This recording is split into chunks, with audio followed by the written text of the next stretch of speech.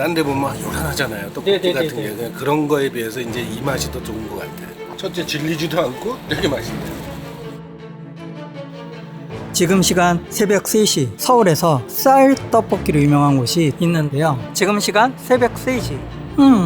고생을 사서 한 거야 지금. 왜 고생을 사서 해? 편하게 가서 가지. 지금 시간 새벽 3시 서울에서 쌀 떡볶이로 유명한 곳이 있는데요. 낙원상가 인근 방앗간 떡을 쓴다고 하더라고요. 도대체 어떤 식으로 만들길래 쌀떡 품질이 좋은지 한번 찾아가 봤습니다.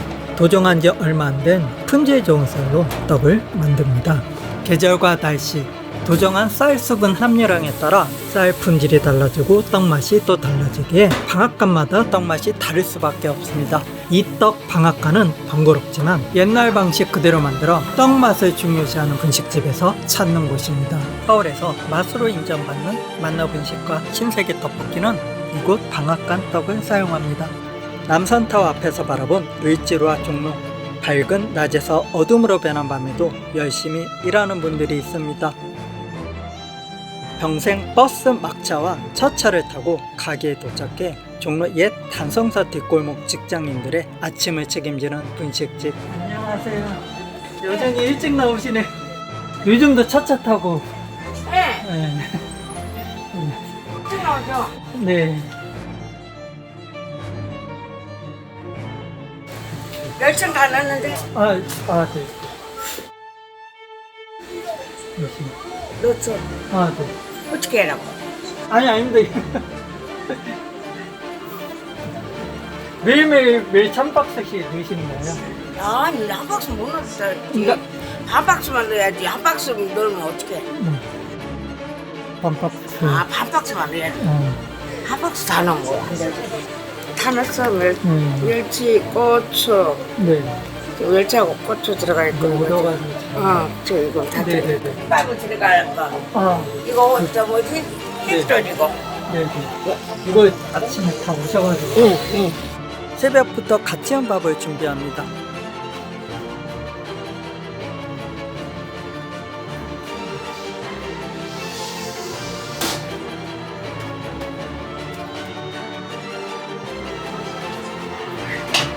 참기름과 소금을 넣고 밥을 섞습니다. 진짜 고소한 향이.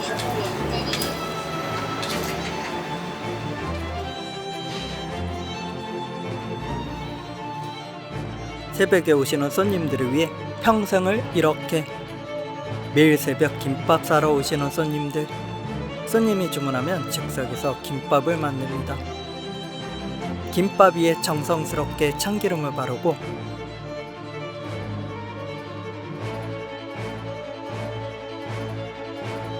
통깨를 뿌려주네요. 만나분식은 서울시 종로구에 있습니다. 남산에서 바라본 을지로와 종로, 옛 단성사 뒷골목 끝자락에 이번에 찾아갈 분식집이 있습니다. 종로 간판 없는 분식집. 손님들이 김밥을 드시네요. 장아찌 스타일의 청양고추 조림을 넣은 매운 김밥. 입안에서 사르르 풀어지는 밥에 매운 청양고추가 포인트가 되어 여러 재료와 잘 어우러집니다.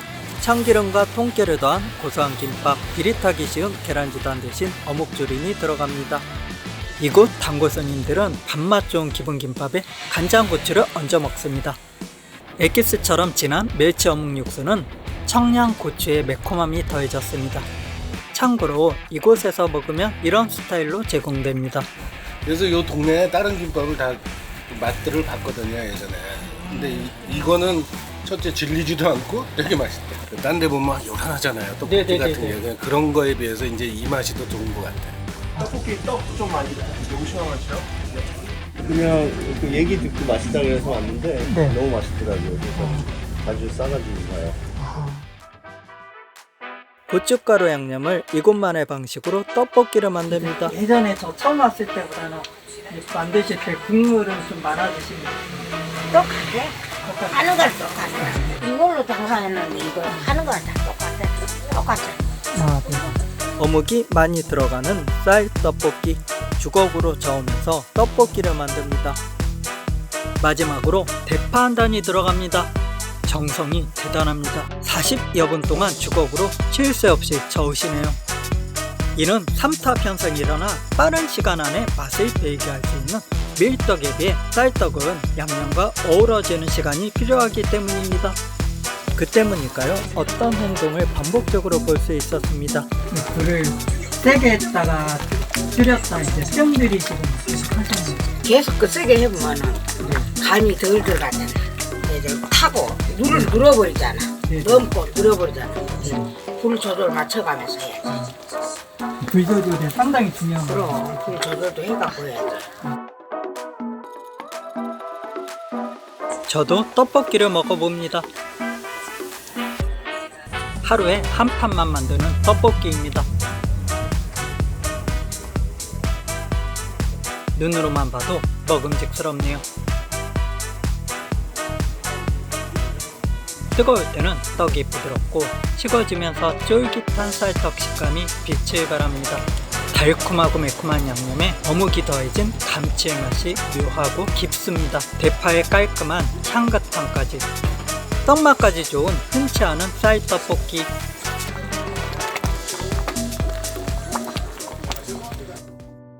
그런데 주인 할머니께서 겉옷을 입고 어디를 가시네요. 작년에 일은 이제 넘으셨거든요. 그러니까 수술도 계속 미루고 지금까지 그러니까 정말 버티고 계시는 거예요. 예. 저한테 1시간도 못 맡기시는 분이에요. 근데 오죽하셨으면 이제 나 병원 갔다 오네, 아까 피디님한테도 이제 나 가네 갔다 올게 이렇게 하시는 것도 본인이 아프셨으면 그런 거죠. 예. 난 손님인 줄 알고 좋아했구만. 손님인 줄 알고. 왜 결혼하냐 그래.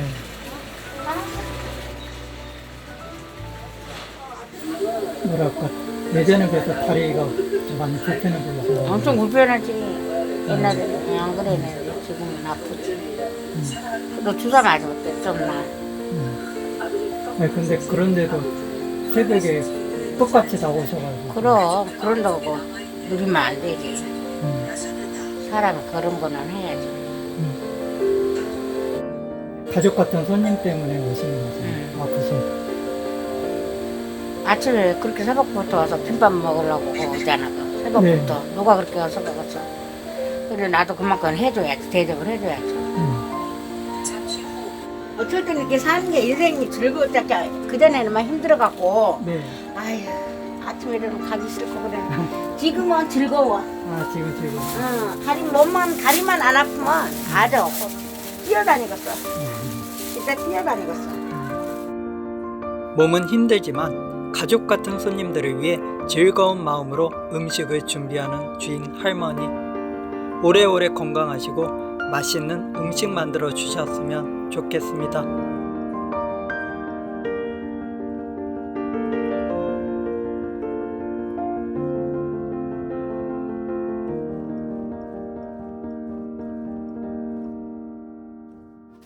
뭐 하는지 모르겠어. 고생을 하고 있어. 지금 몇 개 올라갔어요?